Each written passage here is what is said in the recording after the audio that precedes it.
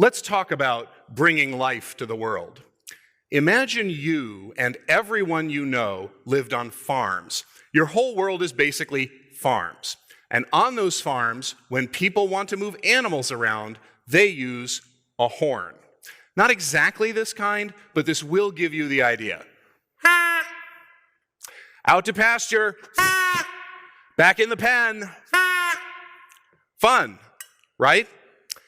Now imagine a new village starts nearby. They've got something called a manufactory. Using new technology, they're creating products tons faster and paying really good wages. So you move there. It's hard work, but you're a farmhand. Hard work is nothing new. And the pay is fantastic, but the living conditions are terrible. There's almost no sanitation, healthcare, churches. Drinking is out of control.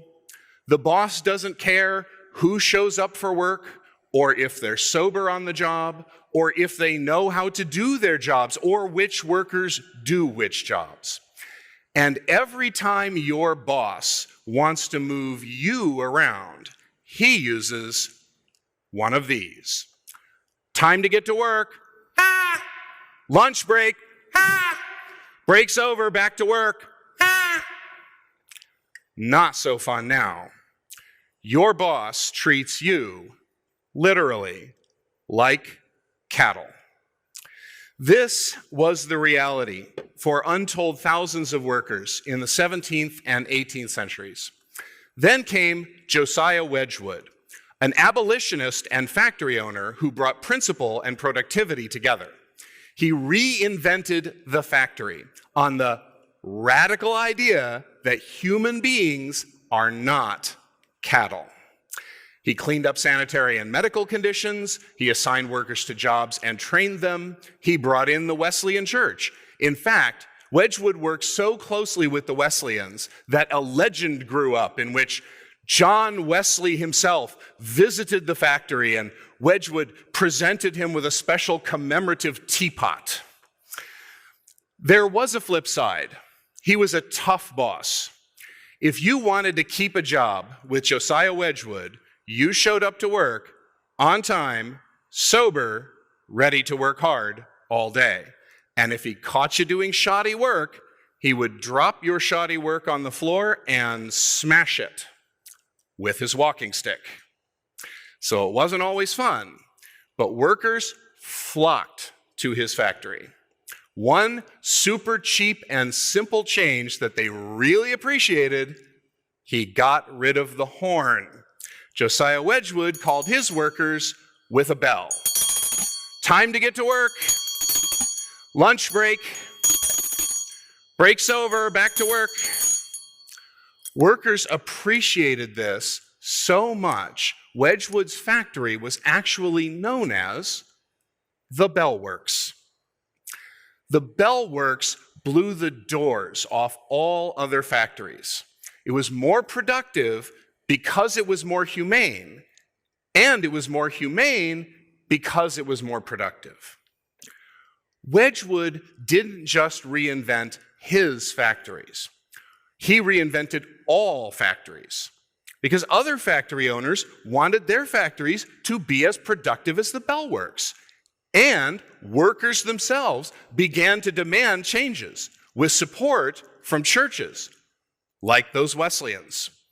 That economic ripple effect transformed the Industrial Revolution. Here's the big thing I want to say.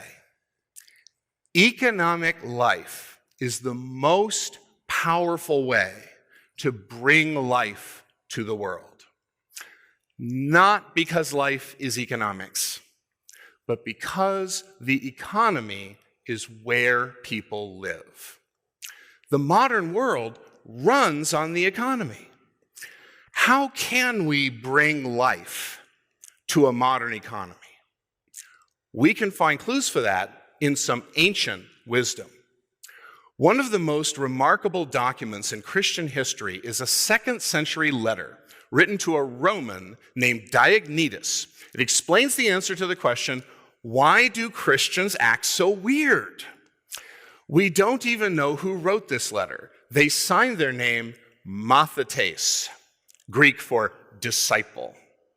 Mathetes explained to Diognetus, the church brings life to the world as the soul brings life to the body. And Mathetes explained the strange cultural life of Christians using a series of paradoxes. We can use these ancient paradoxes to help us follow Josiah Wedgwood's example and bring life to the world in the modern economy. Mathetes explained to Diognetus, Christians accept the duties of citizens and the penalties of foreigners. If we want to bring life to the world, we must be good citizens and good strangers. For example, if you spend any time in the faith and work movement, you'll hear about Robert Laval. In the age of segregation, Laval fought to bring vital economic services to African Americans in Pittsburgh. As a real estate agent, he fought to open the multi-list to black realtors. As a banker, he made loans to people who were deemed too risky by other banks. And this was no charity. He built ties in the community and even went into people's homes to make those loans work financially. So he fought against legal barriers and he expanded opportunity to clean up the mess those barriers had created. That's a good citizen and a good stranger. Here's the part you don't hear about: the economic ripple effect. In a speech he gave to InterVarsity in the 80s, Laval emphasized these services don't just help people own homes, but get jobs, start businesses, hold police and government accountable as property taxpayers, and bring flourishing to their communities through the work of their own hands. That's the bigger picture that we often miss. That's why economic life is the most powerful way to bring life to the world. The economy is where people live. Or here's another citizen stranger that you'll hear about in the faith and work movement, Don Flo. He grew his used car business from one dealership to 36 with 1,500 employees. What's his secret? Like Josiah Wedgwood, he treats his people well and sets high standards. His motto is, there are no ordinary people and there is no ordinary work. But, like Wedgwood, Flo also grew his business by treating people better than he was required to. He saw that the process of negotiating the price of used cars left disadvantaged customers paying higher prices. That seemed unfair. And he recognized customers didn't like the adversarial process.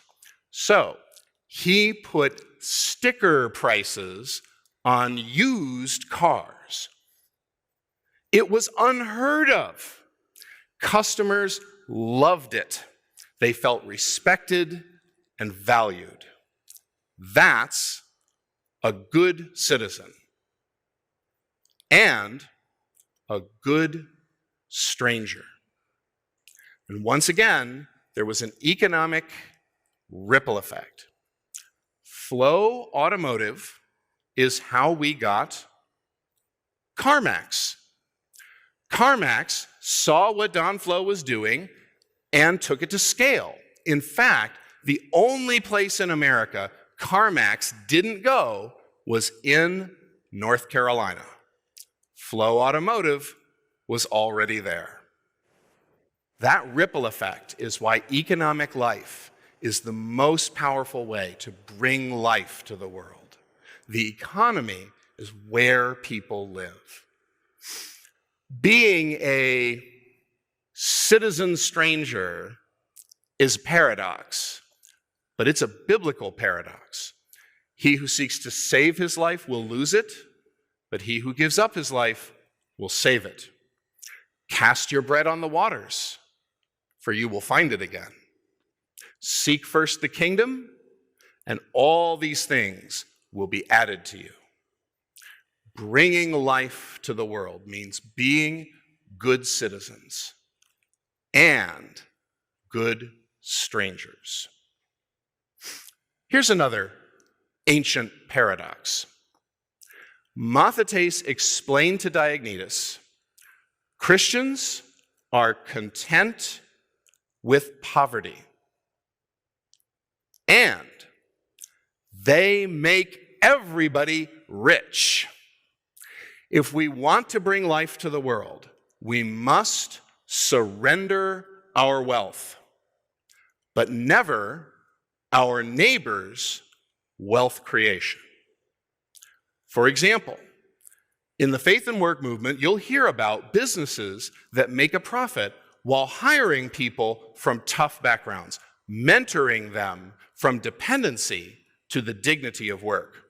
Greyston Bakery in Boston, Edwin's Restaurant in Cleveland. Near where I live, there's Milwaukee Working, a bookseller.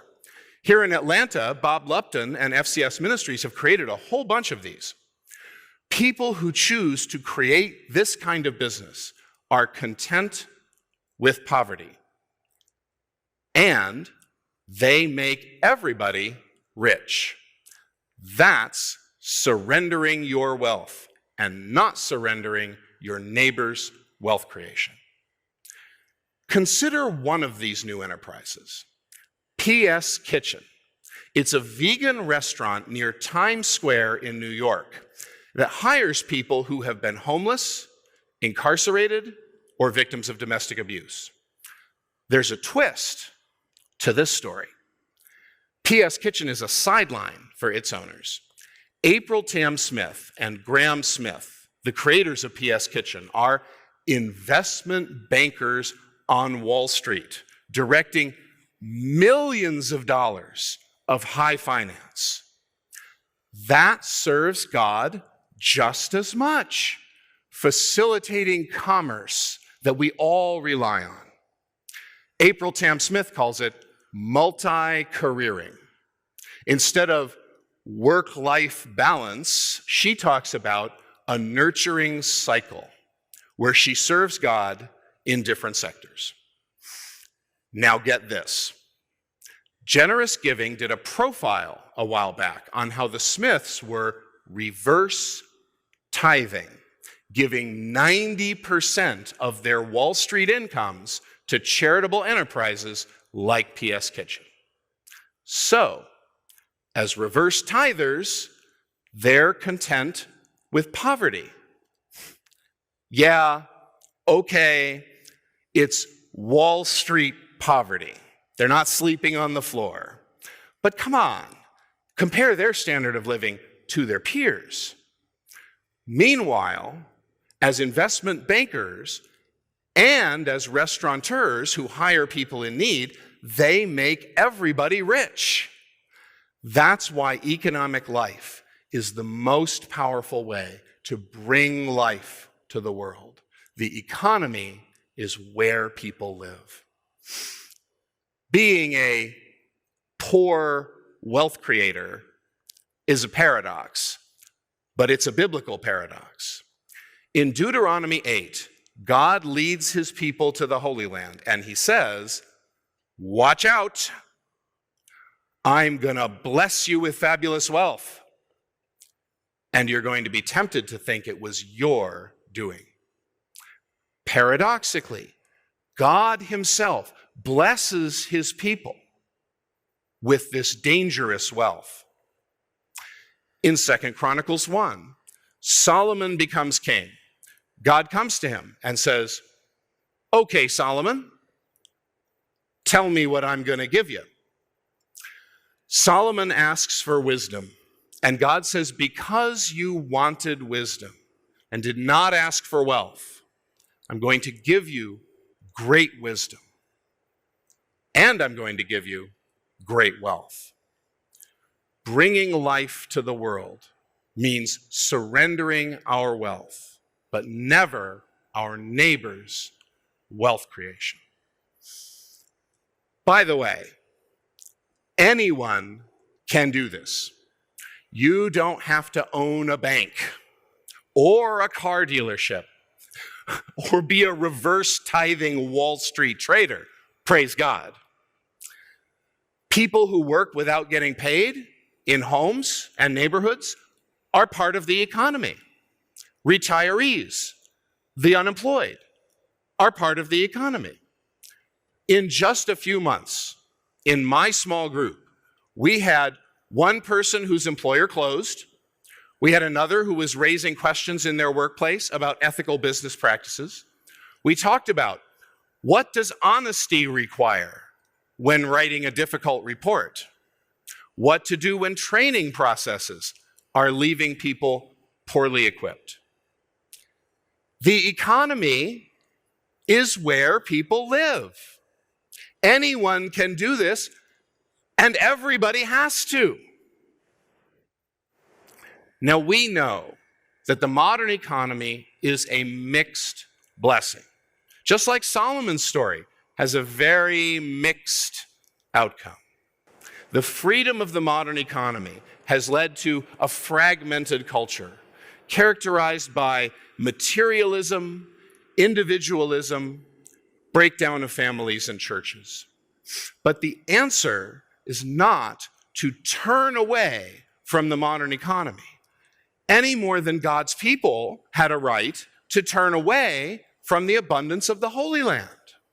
In fact, some of the most important historical sources of the modern economy are human rights, the rule of law, trusting strangers with our commerce, and empowering entrepreneurship, all of which were taught and modeled by the church. What will actually help with our problems is to reclaim Solomon's wisdom. The biblical paradox in its fullness, the casting away and the finding, the losing and the saving. What makes this so hard is a polarized church pulls apart the poles of the paradox. And one side of the church wants one half of the paradox, and the other side of the church wants the other half of the paradox. Friends, if Matthew, the Roman tax collector, and Simon Zealot, the violent revolutionary, could come together to follow Jesus, we can too. So how can our churches come together to help people be good citizens and good strangers, surrendering our wealth and not our neighbor's wealth creation? How can we make sure every sermon has an application to work? How can we help small groups talk about real life in the workplace? How can churches support entrepreneurs? How can outreach programs cultivate economic flourishing? Because it's the church that brings life to the world, as the soul brings life to the body. And economic life is the most powerful way to bring life to the world. Not because life is economics, but because the economy is where people live. What starts with a church bell ends with a bell works. That's connecting Sunday to Monday. Thank you.